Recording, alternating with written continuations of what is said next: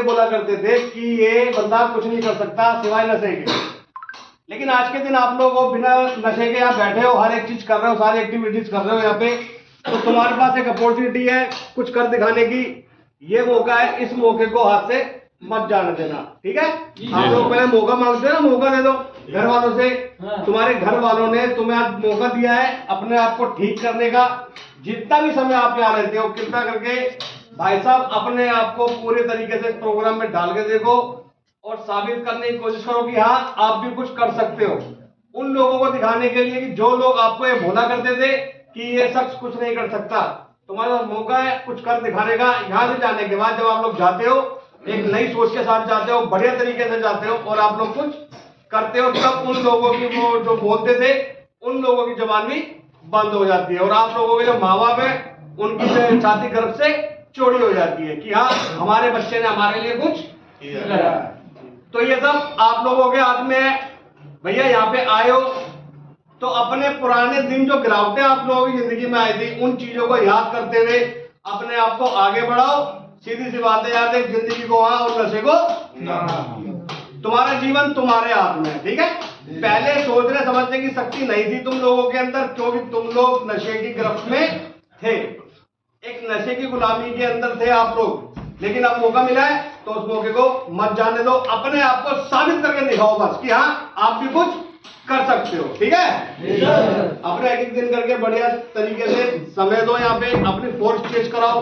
Force change लेने के बाद बाहर क्या हो रहा है, क्योंकि बाहर का ट्रीटमेंट भी जरूरी है ना। आपने अंदर का ट्रीटमेंट लिया 9 महीने 10 महीने अंदर का ट्रीटमेंट लिया, अब थोड़ा जो समय है वो वॉलंटरी में भी होना चाहिए, ठीक है ना, ताकि वॉलंटरी के अंदर आने के बाद भी आपको पता चले कि बाहर की दुनिया में क्या चल रहा है, क्या चल रहा है, लोग क्या कर रहे हैं, कैसा है कैसा नहीं है, हर एक चीज के बारे में आप लोगों को पता चलना चाहिए। क्योंकि पहले आपको नहीं पता था यार, पहले आप नशे में थे, आपको नहीं समझती। लेकिन अब आप लोग इस चीज के बारे में समझने लगे हो, सोचने लगे हो कि आपको आगे क्या करना चाहिए। सबके अंदर समझ है इस टाइम, उस टाइम समझ नहीं थी, क्योंकि उस टाइम आप लोग नशे के चंगुल में थे और नशे से बाहर नहीं आ पा रहे थे, जिसके वजह से आप लोग अपने फ्यूचर के बारे में, अपने घर वालों के बारे में और अपने बारे में नहीं सोच पा रहे थे।